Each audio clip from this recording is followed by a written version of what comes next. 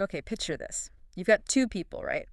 One makes like millions, tons of money, but then somehow loses it all. Yeah, seen that happen. And then there's someone else, maybe making an average income, nothing flashy, but they steadily build wealth over years. They actually end up financially free. Mm-hmm. So what's the difference? It's usually not about who's smarter or, who went to the better school. Often it just comes down to behavior. It really does, which is fascinating. Exactly. So today we're doing a deep dive into Morgan Housel's book, The Psychology of Money. It's got this simple but really powerful core idea of that financial success. It's actually less about spreadsheets and math wizardry and way more about understanding ourselves, human nature. Right. It's a guide to our own minds, not just the markets. Precisely. We've gathered a bunch of sources, articles, analyses, our own notes on Housel's work, and the mission here is simple. You want to pull out the absolute key insights for you. Kind of a shortcut to the big ideas. Yeah, exactly. We're going to unpack why things like our emotions, our past experiences, our biases, why they shape our financial lives so much. Let's get started. Sounds good. It's interesting how Housel frames this. He used to be a financial columnist, Wall Street Journal. Now he's a partner at the Collaborative Fund. Right, so he's seen a lot. Oh, thousands of investors. He's watched people succeed, fail, the whole spectrum. And his big takeaway from all that, finance isn't really a hard science. Not about formulas? Not primarily. It's more of a soft skill. It's about, managing your feelings, your impulses. It really boils down to behavior. That's such a crucial reframing, I think, because we tend to imagine money decisions as purely logical, right? Like done on a spreadsheet. A cold, hard numbers. But Housel says, no, they happen, when you're stressed, maybe late at night, or panicking during a market dip. They're lapped up in fear, greed, hope, pride, all that messy human stuff. Totally. And that explains so much. It explains how, say, a maths genius, someone brilliant with numbers, could still end up bankrupt. Maybe they just can't control their spending. While someone else. Exactly.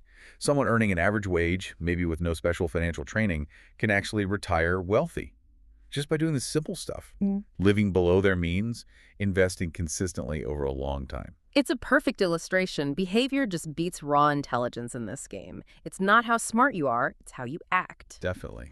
So that leads us right into the first big lesson from Housel, which sounds simple but has huge implications.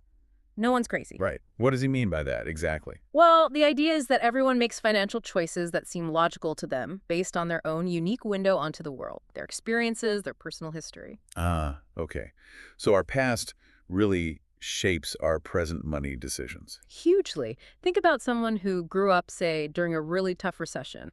They saw hardship, maybe their parents struggled. They're probably going to be pretty cautious with money, right? Yeah. Risk averse. Exactly. Compare that to someone who grew up during an economic boom where everything just seemed to go up and up. They might see taking big risks as normal, even necessary to get ahead. Precisely. And neither one is inherently crazy. They're just reacting logically to the world as they experienced it. That makes a lot of sense. It stops you from judging people's choices too quickly. It does. And maybe more importantly, it helps you understand your own financial thinking. Where do your gut feelings about money come from? What's your money story? So the takeaway for the listener is, be careful judging others and get curious about yourself. Pretty much. Understanding your own biases, where they came from your past, that's the first step to maybe making more conscious, forward-looking choices instead of just reacting based on old patterns. Right, becoming more intentional about it. Yeah. Okay, moving on from understanding individual perspectives, Housel talks a lot about two huge forces, luck and risk. Ah, yes, the dynamic duo, often overlooked or at least misattributed. Totally. He argues they play these massive, often invisible roles in how things turn out financially.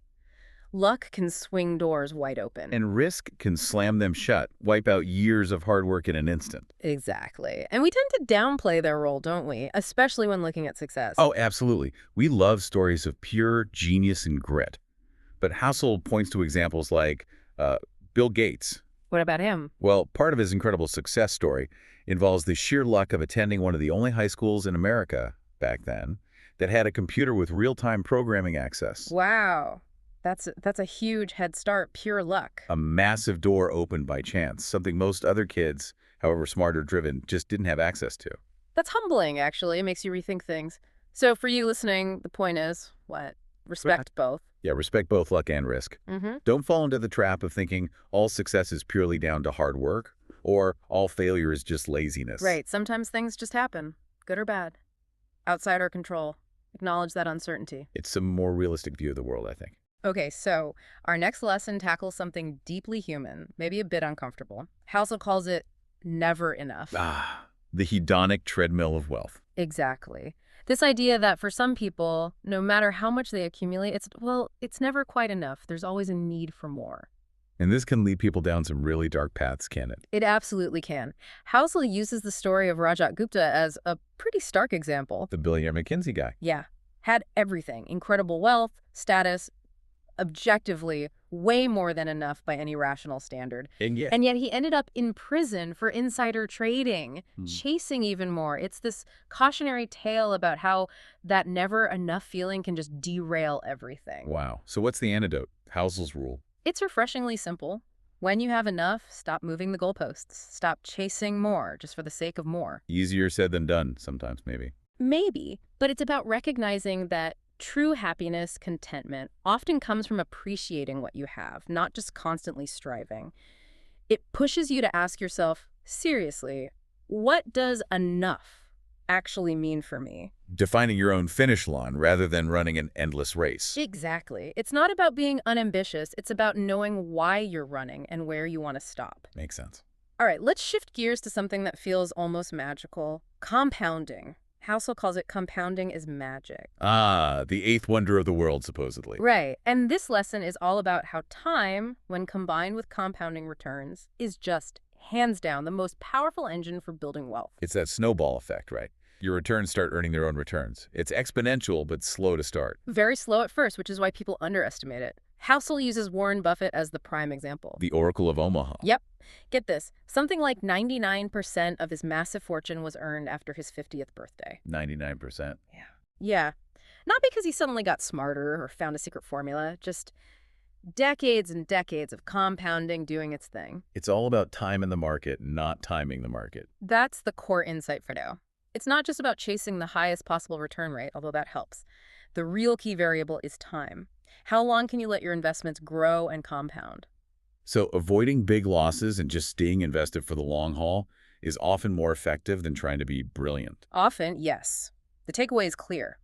Start as only as you possibly can, even with small amounts, and then cultivate patience.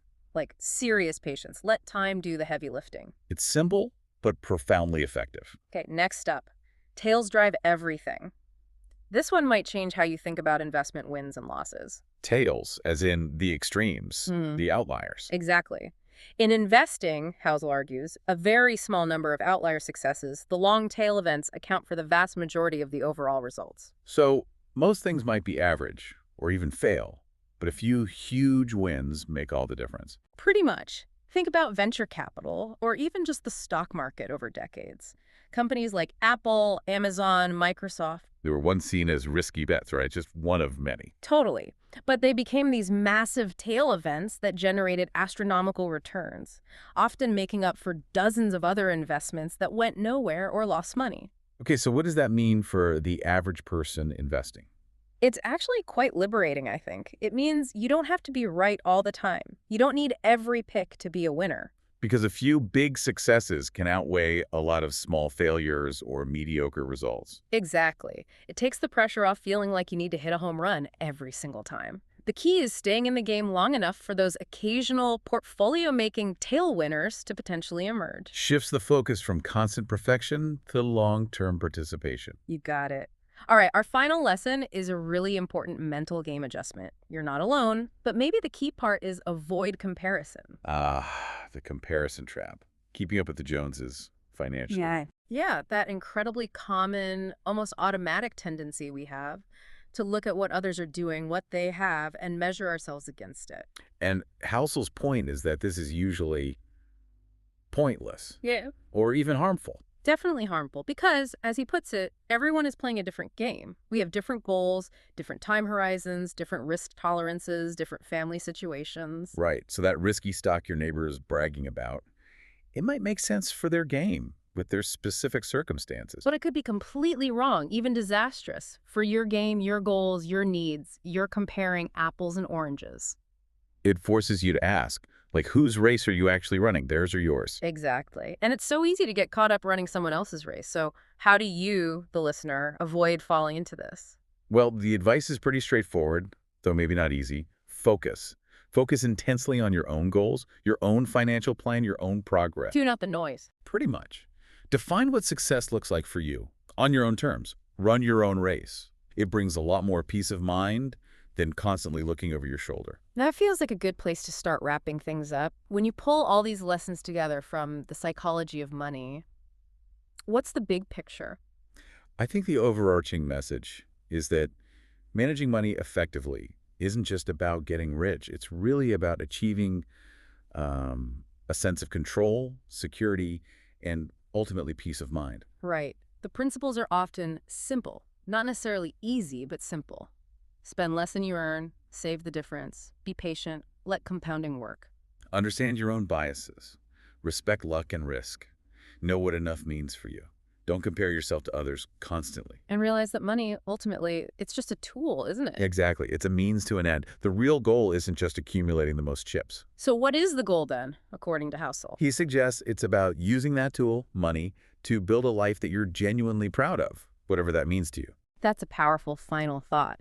It's not about winning some abstract game of accumulation, maybe a game you don't even fully understand or enjoy playing. Right.